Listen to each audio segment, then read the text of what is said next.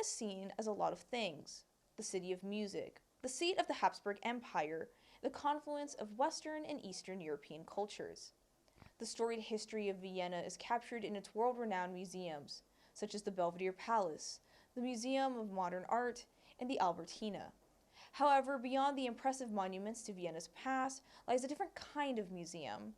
Small, eclectic exhibits, hallways, and corner locations that illuminate specific aspects of Viennese life, past and present. I'm Victoria Severiche, and today I'm going to take you to 4 museums that I visited while I was in Vienna. Museums that go deep beneath the iceberg of Vienna's culture, but deserve a look if you're ever in the city. Let's go.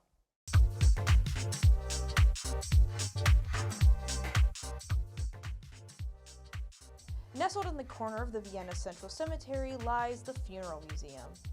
For only €4 with a student discount, this museum features burial techniques found in Viennese history. As if to mimic the experience of being entombed, this museum is dark, cold, and quiet. The silence is almost stifling, and is only broken up by the funeral tunes one can select from a tablet. In contrast to the macabre nature of the museum, the gift shop is overflowing with life, featuring all sorts of kitsch items, and a Grim Reaper photo op, a lasting memory that death is always waiting.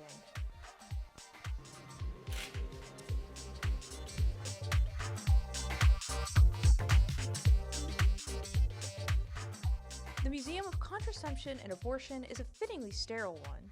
It consists of 2 bright rooms, each covered floor to ceiling in information.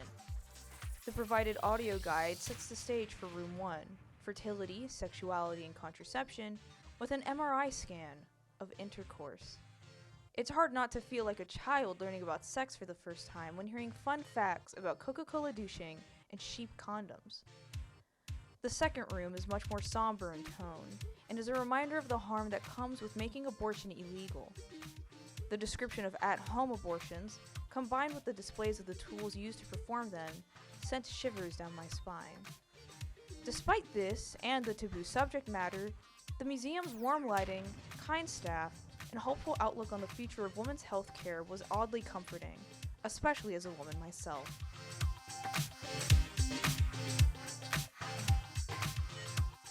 Unlike the previous museums mentioned in this video, the Globe and the Esperanto museums are nestled in a bustling city street, feeding directly into the nearest subway station. These museums are a 2-for-1 deal, both of which were well put together. The Globe Museum featured globes small enough to fit in my pocket and large enough to take up a whole room. Each room was a portal to a new era of cartography, as well as featuring globes for the visually impaired and globes for tracking astrological movement. The paintings featured in the second room inspired feelings of wealth and class, and the jewelry store feel of the third room only added to the luxury. The constantly creaking floors adds a level of antiquity to the museum, being the only real sound one can hear while observing the impressive personal collections featured in the final room.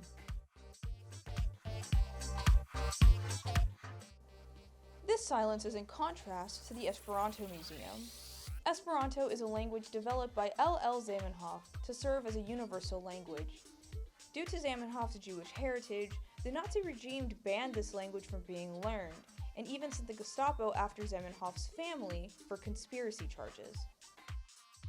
Nowadays, services like Duolingo carry on Zamenhof's legacy and his dream, providing the gift of Esperanto for anyone for free to learn.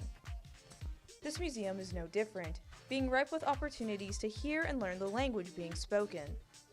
Listening to the educational cartoon or the history of Esperanto, one can hear the clicking of a joystick and buttons from the arcade cabinet, featuring a Pac-Man style game where instead of eating ghost, the player hunts down the correct suffix. For such an antiquated subject, the almost spaceship-like design of the museum brings it, and the language it holds, into the future. My experience at these museums were just me dipping my toes into the pool that is Vienna's cultural surprises.